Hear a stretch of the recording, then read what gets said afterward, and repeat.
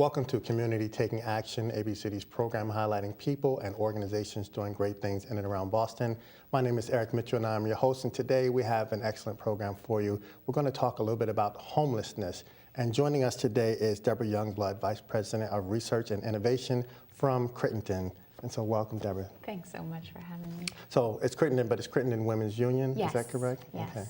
And so you have a very interesting title, so we want to jump right into it. So research and innovation, and when I think about organizations that are working to address issues of homelessness, research isn't the first thing that comes to my mind. I think about folks who are kind of on the ground and kind of doing the hands-on work. How does research and the work that you do play into the mission of Crittenton? So the way we operate at Crittenton Women's Union is we see ourselves as sort of a three-legged stool. So we have our direct service programs, completely agree with you. We have to have people on the ground doing that work directly with participants who need it. But then we also have an advocacy department that looks at, all right, what are the policies, the sort of broader implications here about what the families that we serve need, and how can we impact those policies and affect change that way. And then we have research, which is what I'm the head of, and we look at two different things with research. We look at what's going on inside our programs, what's working, what's not working in terms of our mission to move people towards economic independence, and then also what's going on in the broader landscape of people who are committed to this work, committed to ending poverty, and what can we learn from them and what can we bring into our own programs, share through our policy efforts, that sort of thing. So we think research is sort of one of those key legs to the stool. So lately in the news, there's been a lot of conversation in Massachusetts about families that are experiencing homelessness living in hotels and a big push to move them from hotels to permanent or more stable housing. What does the research say about that, or how does that play into what you have seen in the data?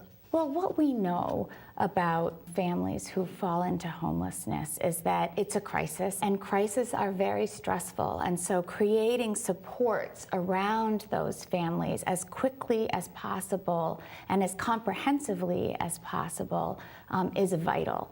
You can't do that effectively in a hotel setting. For the most part, when families are then placed in hotels, they're pretty isolated and they don't have easy access to services.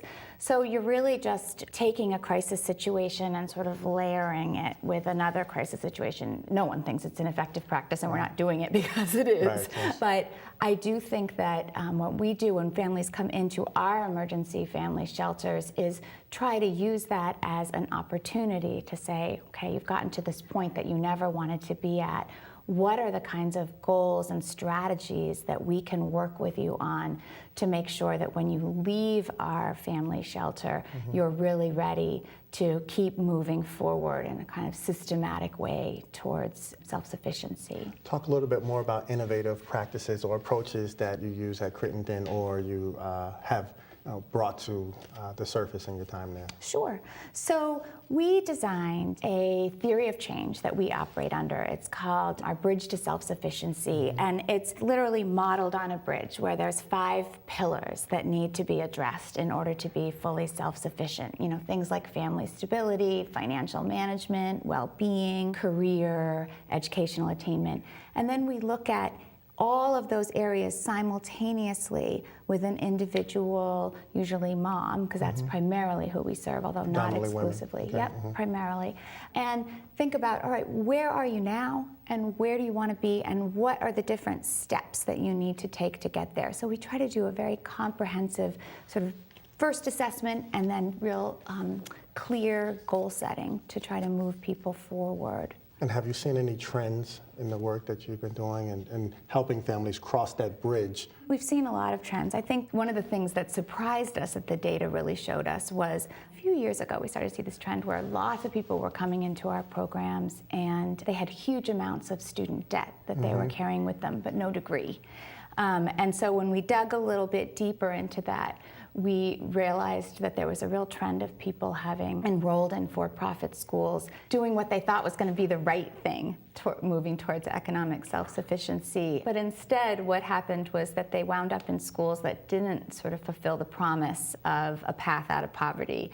and they wound up with no degree and a lot of debt. So that gave us an agenda that we didn't know we were going to have in terms of working very hard with around policy areas, try to create better systems for oversight of for-profit schools, advocate for families that were already in trouble, to try to work with them to manage those loans and to still, create them as less of a barrier. A lot of debt support and debt reconciliation and management. Exactly. So I want to do a guest choice. Anything that you'd like to comment on, talk about in your research and your findings, unique programming?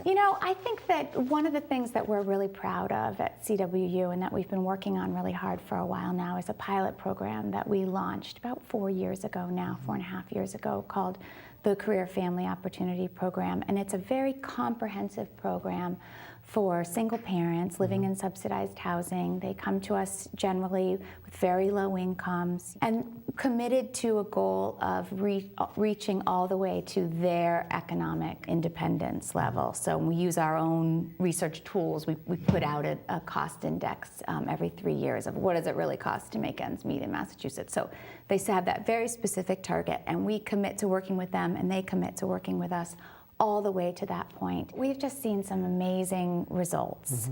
We've seen people get college degrees, get master's degrees, buy homes, and the work that our staff does with mentoring families and helping them set very concrete goals and sort of guiding them in the decision making, but making sure that they have ownership of the process, I think has been remarkably powerful. And so we're excited about that. We're excited about expanding that program and learning from it so we can sort of continue to share that learning and hopefully scale it to a point where a lot of people will be able to have those benefits. Outstanding. Thank and you. So for all of our viewers who are so excited by what you're saying, that they want to contact CWU, how would they do that? Sure, they should go to our website. It's liveworkthrive.org, and you can get lots of information about our programs, about our research, about our advocacy, about our conference that we have coming up in April at UMass Boston, all about disrupting the poverty cycle. So all that information's there.